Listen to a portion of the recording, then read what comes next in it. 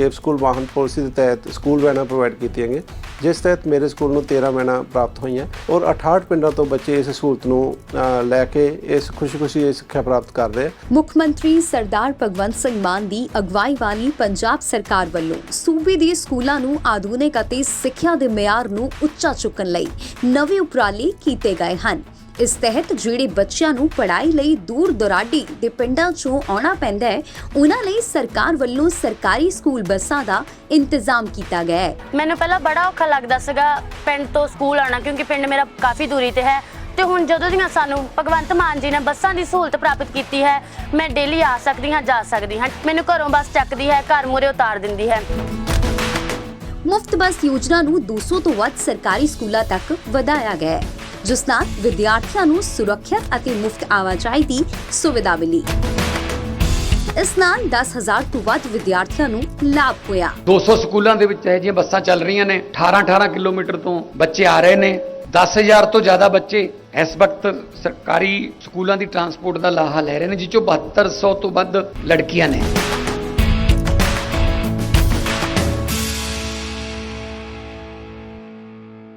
मैं नेपाल 7 सितंबर को गया जी। कितने दिन का टूर था?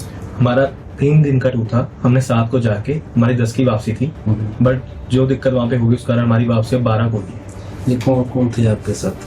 मेरी वाइफ थी, मेरी बेटी थी 5 महीने की, हम तीनों थे जी। तो कहाँ का आपका ट्रिप था? हमारा नेपाल काठमांडू का ही ट्रिप था। वहाँ पे हम पशुपतिनाथ जी के दर्शन करने गए थे। मेरे जन्मदिन था 9 तारीख को।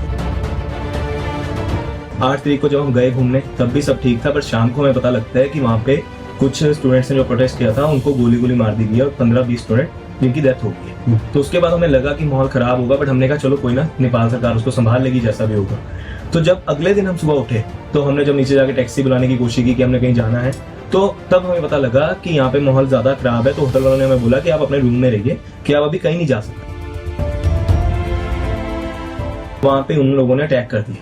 तो हमें पता लगा कि वो लोग आ रहे हैं। तो हमें पहले तो सबने यही बोला था याद एजेंसी में वो नहीं आएंगे। तो हमें एकदम से पता लगता है कि वो लोग आ गए हैं, और हम अपनी विंडो से देखते हैं नीचे लोग सारे भाग रहे थे। तो मैंने अपनी बेटी को उठाया, मेरी वाइफ ने, और हमने जो मेनली हमारा सामान है, हमारे पासपोर्ट से हमारा कैश था, हमने वो उठा के हम फटाफट भागे वहां से।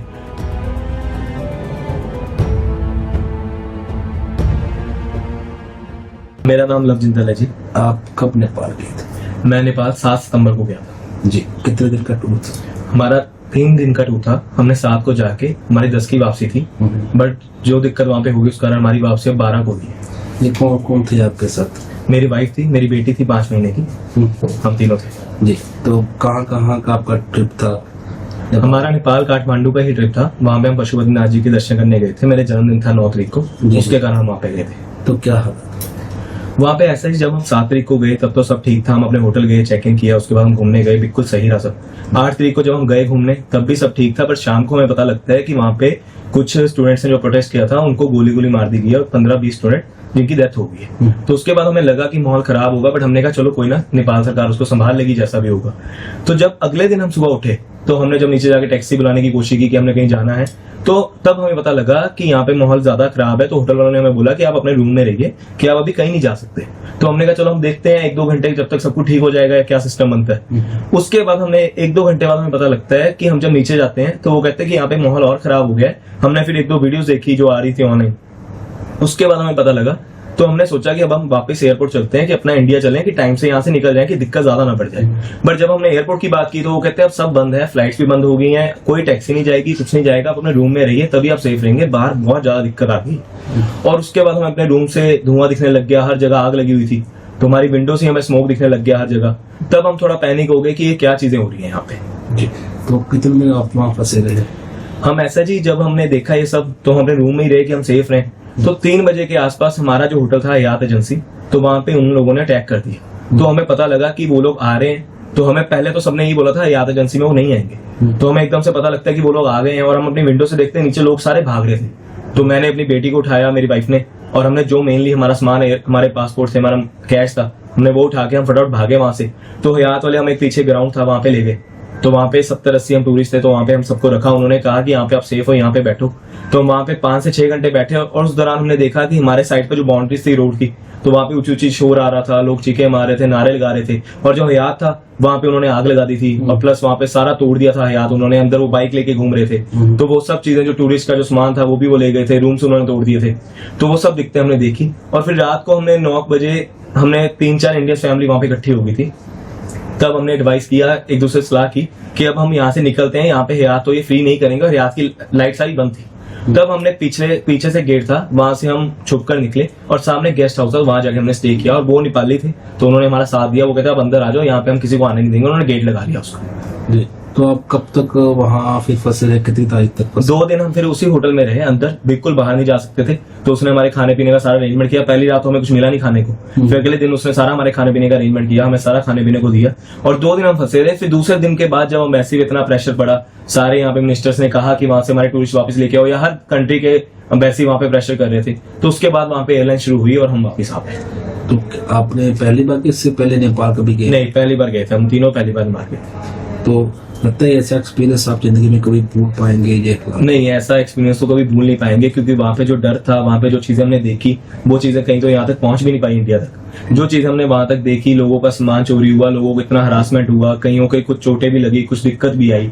अभी तो पीछे न्यूज भी आ रही थी किसी की, मतलब वहाँ पे डेथ भी हो गई होटल में, क्योंकि वो जंप करने की कोशिश कर रहे थे आग लगने पे, तो वो डेथ भी हो गई उनकी। तो ऐसी चीजें हम कभी नहीं भूल पाएंगे, ना मैं ना मेरी वाइफ, तो गुड़िया तो चलो छोटी है अभी, बट हम लोग कभी नहीं भूल पाएंगे। कोई नेपाल सरकार ने कोई कहा कि आपका नुकसान हुआ, हम आपका मुआवजा देंगे, कुछ करेंगे? नहीं, सरकार तो वहाँ पे थी नहीं ना जी, उस दिन तो सरकार वहाँ से चली गई थी, तो सरकार ने ऐसा कुछ नहीं कहा। हाँ, बाकी जो इंडियन एम्बेसी थी वो हमसे बार बार बात करते रहते थे, कुछ कर तो नहीं वो पा रहे थे मौके पे, बट वो बात करते रहते थे कि आपको कोई दिक्कत आए तो हम मिलिट्री भेज देंगे, सब कुछ सेफ है, आपके होटल में तो नहीं आ रहे हैं, वो आपको फूड वगैरह मिल रहा है, सब कुछ वो पूछते रहते थे ये चीजें। तो आप कैसे, जैसे कि भारत सरकार की जैसे प्रेशर बनाया गया, वो आप आए सकुशल आ गए, तो क्या समझते हैं कि एम्बेसी कैसा रहा वहाँ पर? भारत सरकार ने साथ दिया जी, अगर वो साथ ना देते, हमसे ना पूछते, तो शायद हम ना वापिस आ पाते। उन्होंने साथ दिया, प्रेशर किया, और एयरलाइंस खुली, वो अपनी तरफ से जो कर सकते थे उन्होंने किए।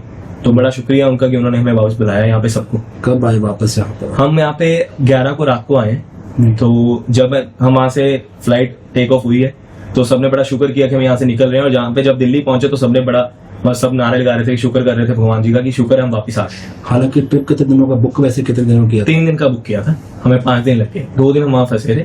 अभी तक कई लोग फंसे हुए हैं वहाँ पे, जो बाय फ्लाइट नहीं आ सकते या नहीं आ रहे हैं, जिन्होंने बाय रोड आना, तो अभी तक वहाँ पे, अब शायद आज या कल में शुरू होगी बाय रोड, अभी तक कर्फ्यू था वहाँ पे। तो अभी आपके कोई जानकार अभी हो, उससे बात हुई, पूरे वहाँ पर हो, कुछ बात हुई है? हाँ, बात हुई है मेरी, कल तक मेरी रात को बात हुई है वहाँ पे, जो वहाँ पे लिंक जिनसे बन गए थे, तो वो ये कह रहे थे यहाँ पे कर्फ्यू है, आर्मी लगी है, कोई बाहर नहीं जा सकता, सिर्फ बाहर वो जा सकता है जिसके पास टिकट है। हमें भी तभी बाहर जाने दिया उन्होंने कि हमारे पास टिकट थी, और हम बाहर गए, और आर्मी ने हमारी टिकट चेक की, हमारे बैग चेक किए हैं, और एयरपोर्ट में हमारी डबल चेकिंग हुई है कि कोई भी ऐसा कोई सामान ना कोई लेके जा रहा हो या कोई नुकसान करे फ्लाइट में, तो सब चेकिंग होने के बाद हम यहाँ पे आए।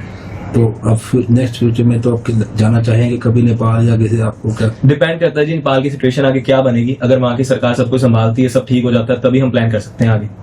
ठीक है।